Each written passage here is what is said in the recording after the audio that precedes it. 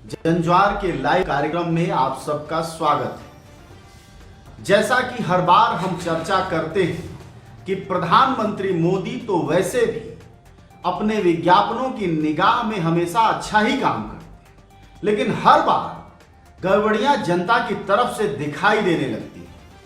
अब जनता की अपनी निगाह है। कल उनके नाम पर स्टेडियम बनने पर लोगों ने बहुत बुरा मान लिया और कहा कि सरदार पटेल की तौहीनी है, और जीते जी अपने नाम का स्टेडियम बनाने का चलन भारत के चंद नेताओं में है। उनमें से एक नाम जो है वह मायावती का रहा। लोगों ने उदाहरण भी दिया। खैर, ये उनकी मर्जी, वो अपने नाम से ताजमहल बनवा लें, प्रधानमंत्री हैं, कौन रोक सकता है। लेकिन असल बात यह है कि जनता से जुड़े मुद्दों पर जो सरकारी बेईमानियां हैं, उसकी जिम्मेदारी आखिर किसकी है? कौन जिम्मेदार है इसके लिए? कोरोना के नाम पर सरकार ने पिछले मार्च महीने से, यानी अभी से करीब 1 महीने बाद जो तबाही का सिलसिला इस देश में शुरू किया, वह कहीं से रुकता नहीं दिखाई दे रहा है। अब रोग हालांकि कम होता है जा रहा है, रोगी भी कम होते जा रहे हैं, अस्पताल में उनकी संख्या भी कम होती जा रही है, लेकिन उसके इलाज के नाम पर जो उपाय आया है, यानी जो वैक्सीन आया है, उसके नाम पर भारत में नई वसूली शुरू हो गई।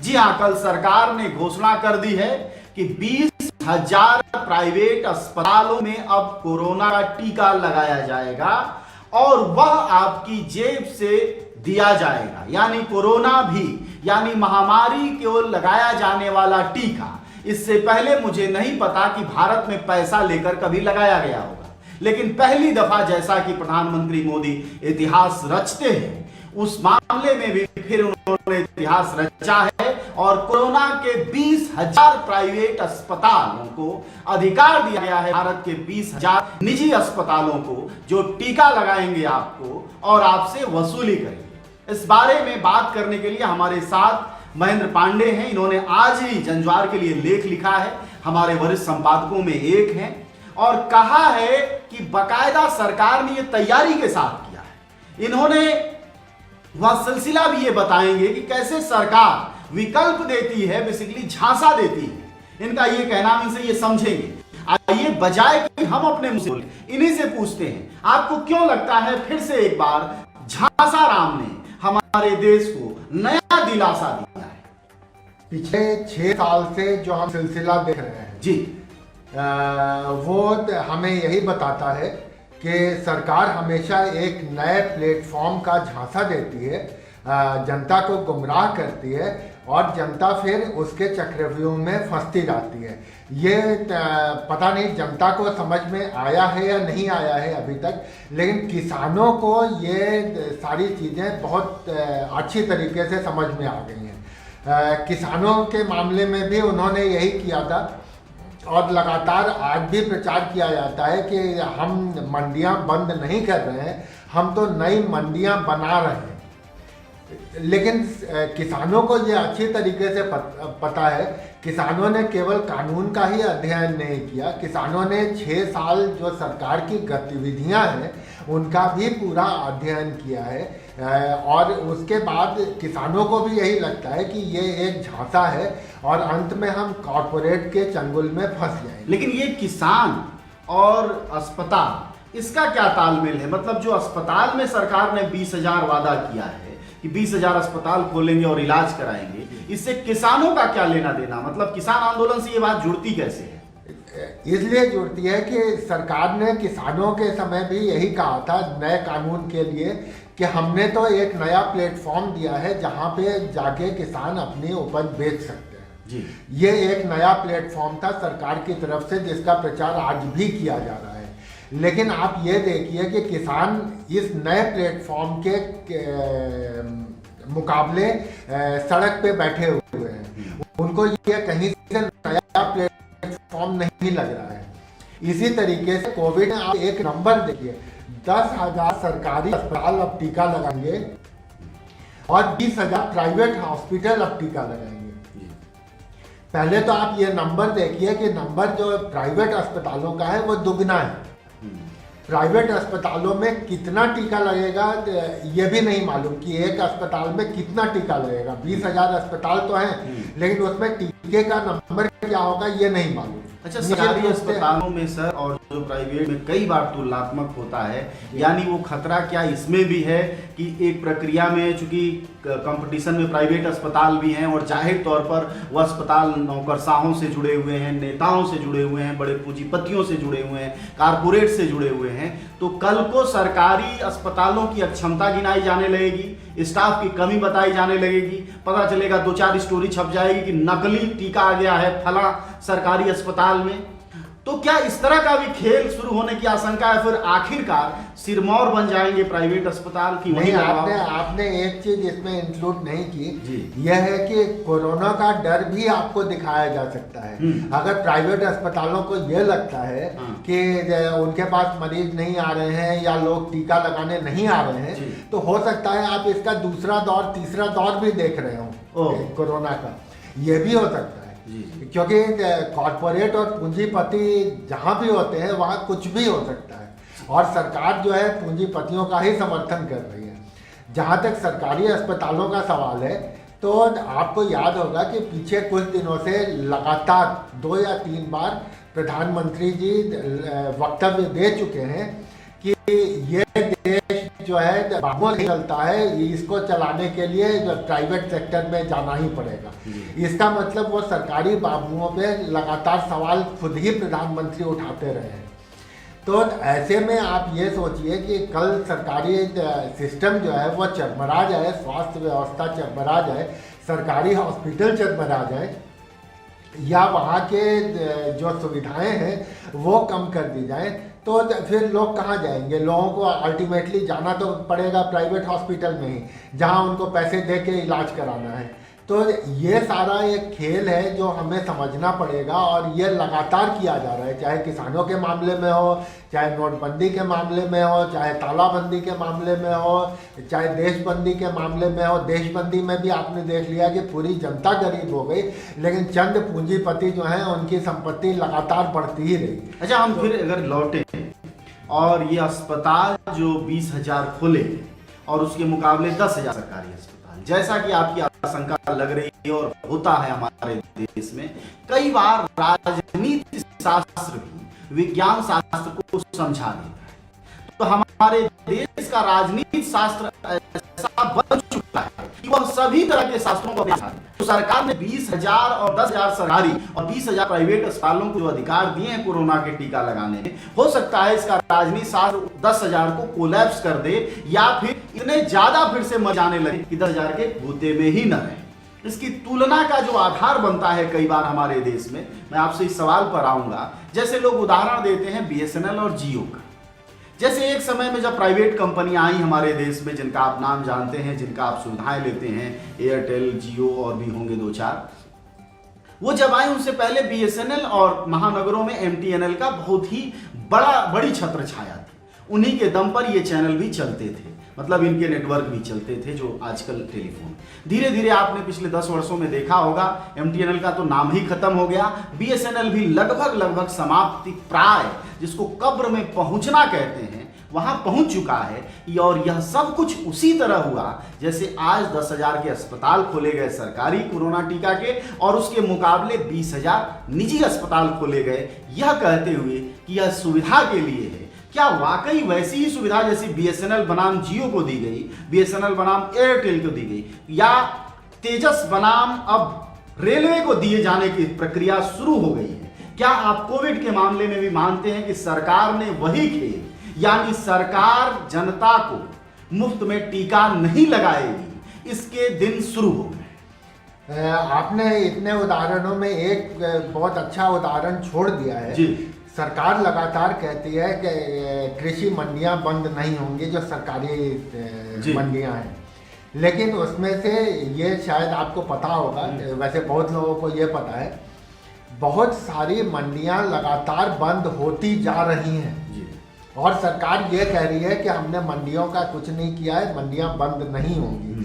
तो इसलिए सरकार जो कहती है और जो होता है दोनों में बहुत अंतर है।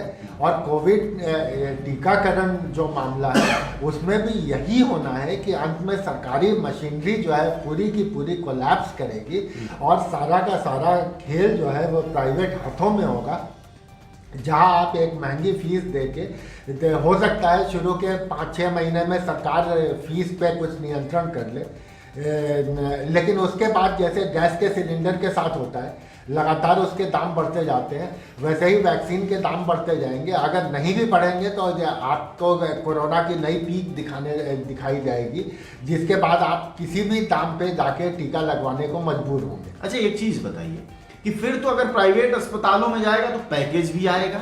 जैसे मान लीजिए आपको इलाज कराना हो, अभी बुखार का इलाज, सिंपल खांसी का इलाज, छोड़िए मलेरिया या कोई और एरिया हो गया हो आपको, तो उसके पैकेजेज हैं अस्पताल में। बड़े अस्पतालों का नाम हम लेंगे तो मानहानि वो कर देते हैं, खैर आप नाम देख लीजिएगा गूगल में, सब बड़े बड़े अस्पताल। उन अस्पतालों में पैकेज है, एक ही बुखार को अगर ठीक करना है तो आपका बुखार हो सकता है उस अस्पताल में 20,000 में भी ठीक हो जाए और संभव है कि वो 20 लाख में भी ठीक हो जाए। तो क्या कोविड में भी ऐसे इंजेक्शन आ जाएंगे सर कि ये पैकेज वाला ये इंजेक्शन है, ये पैकेज वाला ये इंजेक्शन है? क्या इसकी भी संभावना है?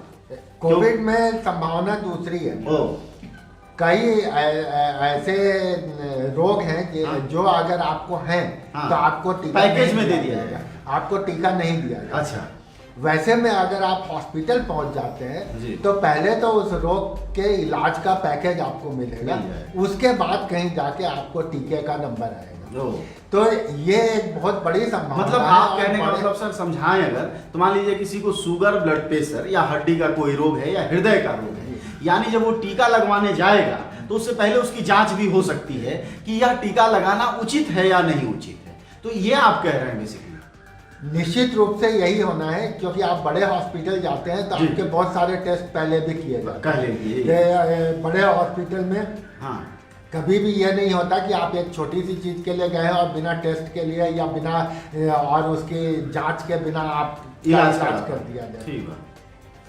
तो इसमें भी यही होगा और उसके बाद रोग को ठीक करने के नाम पे आपसे एक मोटी रकम वसूली जाएगी और बाद में यह होगा कि वैक्सीनेशन के लिए भी एक लंबी प्रक्रिया आपको बताई जाएगी, आप ये टेस्ट करा के आइए, आप ये करके आइए, और उसके बाद आपको वैक्सीन लगाई जाएगी। और जाहिर है प्राइवेट कंपनियां हर एक चीज का खर्चा वसूलेंगी। अच्छा, क्या ये उस किस्सों के करीब करीब पहुंचेगा जैसे कई बार खबरें आई देश में कि कोई फाइलेरिया के लिए भर्ती हुआ और 24 लाख का बिल बाहर आया? मतलब एक छोटे से रोग के लिए गया, फिर उसका रोग बढ़ता गया और बिल बाहर आया। ऐसे कई सारे केसेज आए हैं जो कि किसी बुखार में गया, किसी को कुछ हुआ और फिर बिल आया 50 लाख का, जिस पर मुकदमे हुए, अदालतों में गए लोग। क्या उस तरह घटनाएं और बढ़ सकती हैं ऐसी स्थिति में? ये घटनाएं लगातार बढ़ेंगी और घटनाएं इसलिए भी बढ़ेंगी कि प्राइवेट हॉस्पिटल में जब आप जाएंगे और सरकारी वैक्सीन है, सरकार इस वैक्सीन का प्रचार कर रही है, लेकिन आप प्राइवेट हॉस्पिटल में लगवा रहे हैं। अगर आपको कोई साइड इफेक्ट होता है और जो हो रहा है, ऐसा नहीं है कि साइड इफेक्ट कोई नहीं हो रहा है, कुछ लोग मर भी चुके हैं, ऐसे में प्राइवेट हॉस्पिटल की निश्चित रूप से कोई रिस्पॉन्सिबिलिटी नहीं होगी और एक लंबा सा खर्च आपको बताया जाएगा, भले ही लाश का खर्च हो वो, लेकिन आपको एक लंबा सा बिल थमाया जाएगा और उसके बाद आप बाहर आएंगे। और ये सारी स्थितियां लगातार बढ़ती रहेंगी, ये सारे उदाहरण लगातार बढ़ते रहेंगे। यानी डेड बॉडी के खर्च के बारे में महन जी कह रहे हैं कि संभव है कि चूंकि हर महामारी का जो टीका लगाया जाता है, कानूनी प्रावधान, स्टैंडर्ड नियम जो है दुनिया भर में, वह ये है कि अगर आपको टीका लगाया जाता है और उसकी वजह से आपकी मौत होती है, आपका कोई अंग अपंग होता है, कोई रग बढ़ जाता है, यानी घर आपके आर्थिक परेशानी में या आपकी जानहानि होती है, तो वैसे में मुआवजा देना पड़ता है। जंज्वार ने पहले भी ये खबरें छापी हैं कि भारत सरकार ने अभी तक इन मुआवजों की कोई व्यवस्था नहीं की है। हमने ये खबर वॉरियर्स को लेकर छापी थी, क्योंकि पहली बात सरकार ने यह किया कि सबसे पहला जो टीका लगेगा वो कोरोना वॉरियर्स यानी स्वास्थ्य कर्मचारियों, सफाई कर्मचारियों, पुलिसकर्मी जो मौजूद हैं, जो तैनात हैं, उन सबको लगेगा। ऐसे में हमने ये कहानी कहने की कोशिश की थी और बताया था आपको, अगर आप जंज्वार.com पर जाएंगे तो आपको स्टोरी मिल जाएगी सर्च में। हमने बताया था कि कोई मुआवजा नहीं मिल रहा है। उसी बात को महेंद्र जी कह रहे हैं कि आने वाले समय में जब प्राइवेट अस्पताल में आपको टीका लगेगा या सरकारी अस्पताल में लगेगा, तो कई बार सरकारी में हल्ला मचाना आसान होता है, बात कहना आसान होता है, वहां उस तरह के गार्ड और उस तरह का सोफिस्टिकेशन नहीं होता है जहां आप बिल्कुल दरिद्र की तरह नजर आते हैं, बल्कि आपको लगता है कि हमारे ही देश का अस्पताल है जहां हमारे जैसे लोग जाते हैं, तो वहां आपको आसान होता है अपने मुद्दे को उठाना। वहां नेता वेता भी प्रवेश कर जाते हैं, 2-4 अधिकारियों की पैरवियां भी लग जाती हैं। लेकिन बड़े अस्पताल चूंकि बड़े मुंह के लोग होते हैं, ऐसे में बहुत बड़े बड़े लोगों की पहुंच होती है, वैसे में आपकी कोई पहुंच संभव भी नहीं हो पाती। तो इन चुनौतियों को भी आप याद रखिएगा। मोदी मोदी करना अच्छी बात है, लेकिन उसके साथ साथ इन चुनौतियों का भी ध्यान रखना चाहिए, क्योंकि जब टीका लगेगा तो जय श्री राम के नारे से उसका कष्ट कम नहीं होगा, क्योंकि उसकी तकलीफ तो बैक्टीरिया और वायरस से जुड़ी हुई है, जो राम नाम सत्य के साथ भी जा सकती है। खैर, इस बात को हम इस तरफ मोड़ें कि सर, यानी भारतीय मध्यवर्ग और भारतीय श्रमिक वर्ग, मतलब वह वर्ग जो हमारे वीडियोस को देखता है और वह वर्ग जो हमारे वीडियोस को कहता है सरकार विरोधी है, हम दोनों से कहना चाहते हैं कि आपका कोरोना का जो टीका लगेगा वह आपको नए खर्चे की तरफ ले जाएगा। तो आपको लगता है क्या कि जो बजट आया है भारत सरकार का, अभी हाल में इसी महीने आया है, उसमें कोई आर्थिक प्रगति होती दिखाई दे रही है, या यह साल तो हमारी जानकारी में और मुश्किल से जाने वाला है? बजट को हमेशा 2 अलग अलग एंगल से देखा जाता है, उसके हमेशा 2 व्यूज होते हैं जी। सरकार हमेशा, और ये सरकार जो वर्तमान सरकार है, ये पिछले 6 साल से अपने बजट की लगातार वाहवाही कर रही है। जी जी जी बोले। हाँ, पानी। ये 1 मिनट, मुझे हल्का सा पानी। ठीक है, आप पानी उपलब्ध कराएं। मैं ये कहना चाह रहा था कि हमारे साथी वक्ता को पानी की दिक्कत हुई, हमारे पास संयोग से इस वक्त नहीं था, रखना चाहिए था। असल बात यह है कि सरकारें लगातार आपको उस तरफ खींच कर ले जा रही हैं जहां जाति और धर्म है और जहां आपको संतुष्ट करना है, वह उससे आपकी समस्याओं का समाधान होता दिखाई नहीं दे रहा है। हमारे मुल्क में लगातार वह प्रश्न नहीं बन रहे हैं जो बनने चाहिए। रोजगार के सवाल, आपके बढ़े हुए बिजली का सवाल, आपके घर में बढ़ रहे खर्चों का सवाल, आपकी सब्जियों का सवाल, आपके बढ़े हुए गैस की कीमतों का सवाल, अगर आप नहीं उठाते हैं तो जाहिर तौर पर कोविड के भी प्रश्न आपके लिए भविष्य में और मुश्किल में डालने वाले हैं। इन मुश्किलों के जरिए आपकी जिंदगी अगर कहीं मुश्किल में है तो जहन्नुम में जाने वाली है। यह हम नहीं, यह भारत सरकार के आंकड़े ही आपको बताते हैं। इस साल के जो आंकड़े हैं, अगर आप जाएंगे तो आपको दिख जाएंगे, पढ़ेंगे, थोड़ा गूगल करेंगे, थोड़ी न्यूज़ देखेंगे तो आपको अंदाजा हो जाएगा। शर्त यह है कि भक्तों के टीवी चैनल आप ना देखें तो संभव है आपको वह जानकारी मिले कि कैसे हमारे देश की सरकार धीरे धीरे हमें एक प्रक्रिया में एक के बाद एक नीचे ठेलती जा रही है। उस ठेलने का ही परिणाम है कि रोजगार कोई आंदोलन नहीं है। हमारे देश में स्टेडियम किस नेता के नाम पर बनता है, इससे ज़्यादा फर्क इस बात का पड़ता है कि हमारे देश की जो 70% आबादी है, जिसको ऊर्जावान और युवा कहते हैं, जो सर्वाधिक राजनीति में आजकल उछल कर जा रही है, उसके कॉलेज और विश्वविद्यालय बंद हो रहे हैं, उनके घरों की आमदनी कम हो रही है। और ऐसे में टीका जैसी चीज, मतलब महामारी में लगाया जाने वाला टीका कभी भी भारत में अपनी जेब से नहीं लगाया गया है। अभी भी बच्चों के टीके सरकारी अस्पतालों में ही बहुतायत लगाए जाते हैं अगर आप सक्षम नहीं हैं। लेकिन हमारे देश में सरकारी अस्पताल की जगह 20,000 प्राइवेट अस्पतालों को अधिकार दिया गया है। ऐसे में आशंका हमें यह है कि न सिर्फ इस रोग के नाम पर वसूली होगी, बल्कि हमारे साथी वक्ता महेंद्र पांडे जो आशंका जाहिर कर रहे थे कि इसके नाम पर जो वसूली की प्रक्रिया शुरू होगी, जो एक रोग दिखाने जाएंगे 10 रोग की वसूली होगी, यह सब कुछ आपकी आमदनी को नहीं, पूरे पारिवारिक हालात को चौपट कर देंगे। और इस कदर चौपट करेंगे कि आप नए कर्जों में होंगे, आप नए एहसानों तले दबे होंगे। आपको उनके आगे हाथ फैलाना होगा जिनके आगे हाथ फैलाने की कोई जरूरत नहीं थी, क्योंकि रोजगार नहीं है, काम नहीं है, जो काम है वो घटता जा रहा है, सरकारी मुआवजा नहीं है। मोदी जी ने कहा 20 लाख करोड़ देंगे, आज तक 2 लाख करोड़ से ज्यादा आगे नहीं बढ़ा, वह भी कर्ज दिया गया। ऐसे में जरूरी है कि इन बातों को आप समझें और सरकार से अपने मोहल्लों में ज्यादा दूर नहीं है, प्रधानमंत्री के ट्वीट और फेसबुक पर जाने की जरूरत नहीं है। अपने मोहल्लों के विधायकों से, पार्षदों से, नेताओं से, गांव में हैं तो सरपंचों से कहिए कि ये सरकार हमारे टैक्स पर चलती और पलती है। जी हां, ध्यान दीजिएगा, सिर्फ चलना नहीं, पलना भी हमारे ही बूते होता है इस सरकार का। तो हमें इस आफत के दौर में एक टीका भी अगर सरकार मुफ्त में नहीं लगा सकती है तो फिर इस सरकार का हमारे लिए क्या मायने है। और अगर यह सरकारें अडानी, अंबानी और नादानियों के लिए ही काम करती रहेगी तो जाहिर तौर पर हमारा क्या मतलब है, फिर हम सरकारें भी अलग चुनेंगे। अगर ये सरकार कहती है कि हमारा काम देश के व्यापारिक चीजों को चलाना नहीं है तो जाहिर तौर पर इस देश को चलाने की जिम्मेदारी कुछ और लोगों को लेनी चाहिए। इन तमाम बातों के साथ हम लगातार आपसे फिर एक बार कुछ ही घंटे में उपलब्ध होंगे नए बातों को लेकर, नए मसलों को लेकर। आज बहुत सारे मुद्दे हैं जिस पर हम लाइव आपसे बातचीत करेंगे और वह जानना बहुत जरूरी है क्योंकि हम नए संकटों में लगातार घिरते जा रहे हैं। शुक्रिया आप सब।